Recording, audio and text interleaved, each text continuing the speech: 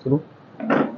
आज 11 जुलाई को Indian coffee house VIP road Chhindwara में आप सभी पत्रकार बंधुओं का सादर स्वागत और अभिनंदन है।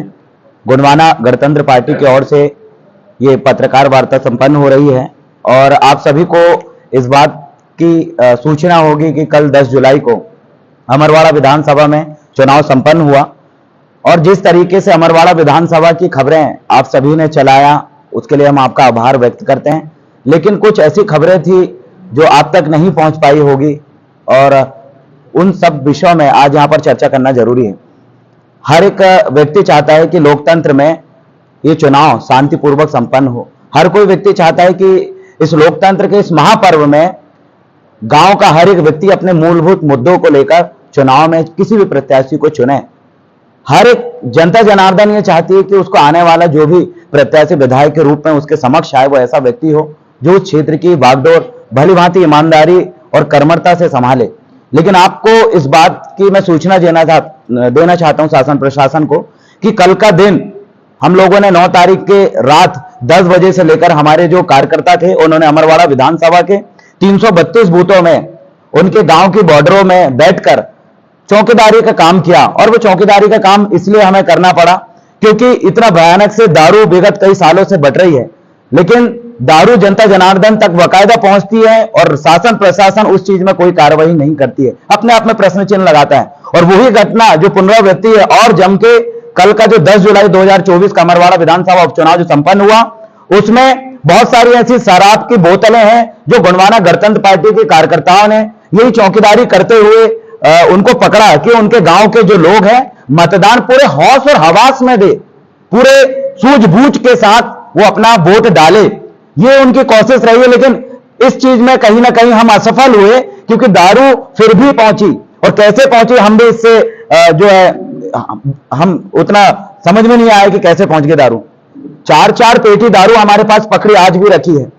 हम आप समझ पत्रकारों तक पहुंचाया, आपने बड़े उसको टॉप न्यूज बनाया और हमने देखा टीवी में, लेकिन शासन प्रशासन उसमें कार्रवाई क्यों नहीं करी। जब हमने 10 बजे 10:30 बजे हम जब ये खबर देते हैं कि हमारे पास 4 पेटी दारू है, यहां पैसा बट रहा है, उसका वीडियो हम उपलब्ध कराते हैं।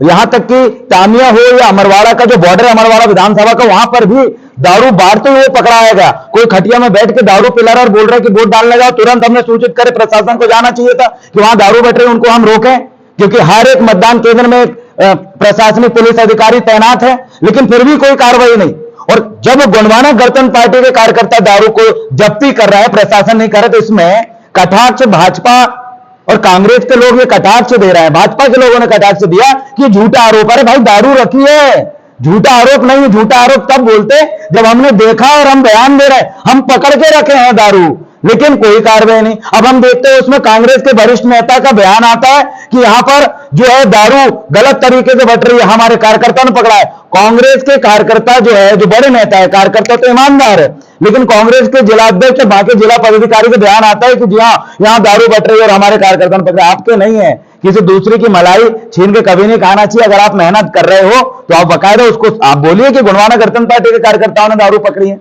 हर जगह हमारे कार्यकर्ता सक्रिय थे। हमें तो ऐसा लगा कि जो कांग्रेस के बड़े पदाधिकारी है वो बीजेपी का कोऑपरेट कर रहे हैं। पूरी की पूरी जनता ने देखी कि किस तरीके से बीजेपी और कांग्रेस के नेता मिलजुल कर काम कर रहे हैं। मात्र गोंडवाना गणतंत्र पार्टी का जो कार्यकर्ता गांव गांव में घूम रहा था वो ये चाह रहा था कि जनता बिना नशे के वोट दे, पूरी ईमानदारी के साथ वोट दे।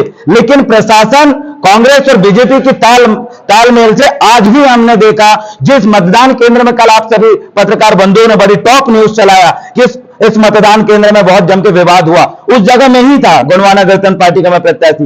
वहां पर 100 से ज्यादा लोग वापस चले गए, उनका पैन चेक कर रहे हैं, कोई घड़ी चेक कर रहा है, या तो बोल रहे हैं तुम वोटर आईडी भी लेकर आओ, ये भी लेकर आओ, 4-5 आईडी।